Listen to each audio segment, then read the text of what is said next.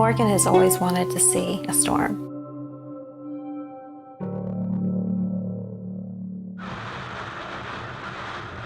She kind of said, can we just drive out and see what the water levels are doing? It wasn't really bad when we left. We started to see a few signs of some tree branches down, and the consensus was we would just go ahead and head towards home. It was like a sudden stop when the tree hit the van. It was kind of like a dream. What was piercing through me is the words, Morgan's not breathing. And all I could see was her knees covered with her hair sprawled over, and her hands, both of her arms, just hanging lifelessly at the side. Her dad, and he puts his hands through, the window, and he puts his hands underneath her chin, and he just gently lifts it up. And her tongue kind of came out of her mouth, and her eyes started to like a seizure a little bit, roll a little bit. But there was no expression in her eyes at all. She wasn't making any contact. There's no recognition, but she started to breathe. She started to breathe. And we just kept praying. As soon as the response team came, we left the side of the van as they were coming in with the board. And I was praying the whole time. I don't know if anyone thought I was in my right mind at that time, but I kept asking my baby, Jesus, help my baby. They brought Morgan back into the emergency room, and they were telling us that it was critical. The next thing I know, we were upstairs in the surgery room, the pre-op. They were very candid, and they told us the chance of her surviving is not good, and is she a donor?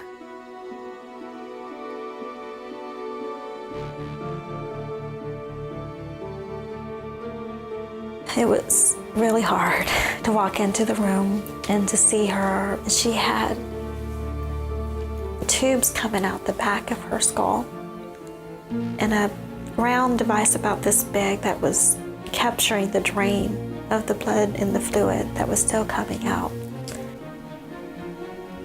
And her dad had gone to one of the rooms to sleep, and when he came back, and I remember him saying, is Morgan awake? And she opened her eyes. She kind of turned her head towards him. He came over there and he just kind of bent down and kissed her. Says, I love you. And she nodded her head, just grabbed his hand.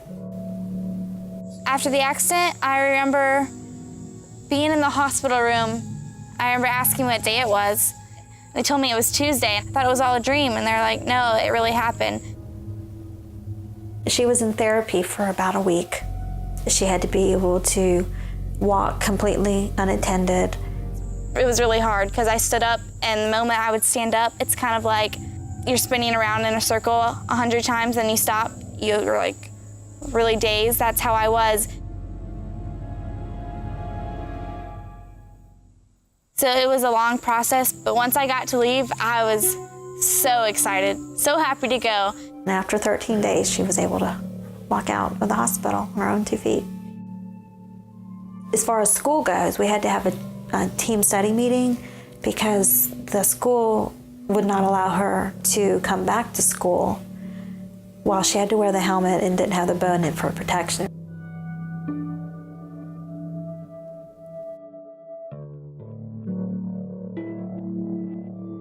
My swelling, it looked like I had a bone in there. Like the swelling was so big, it was over my head. It was bigger than the right side. We had reached out to our community of friends who prayed and asked for that swelling to go down, and the next morning it had completely gone down.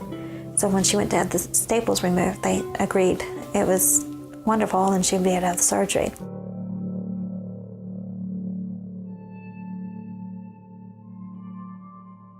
Just happy that I'm getting to go and I'm putting the bone back in my head. I don't have to wear this silly helmet anymore.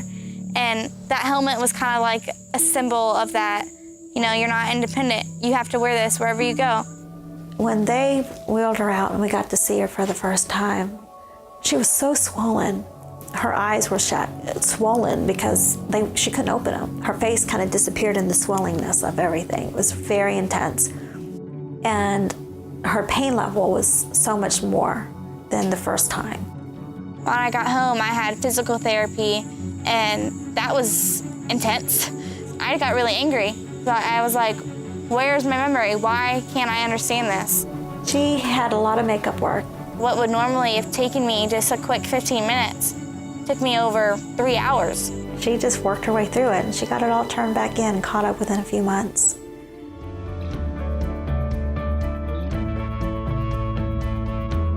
To have her finally graduate, it was hard. But to realize that she was going to get to graduate with her class, with her friends that she grew up with. I think everyone teared up when she walked across that stage. Very proud of her and very thankful to God. I am completely 100% recovered now. I have short hair, and if you pull around, you can kind of see a scar. And if you feel around, you can feel the screws. But I don't get those headaches anymore. My memory's fine. This was the hardest thing I've ever went through in my whole life, was seeing her like that. But yet, faith is not what you see. It's not what you feel. Real faith is being completely convinced and absolutely certain that God's word is true.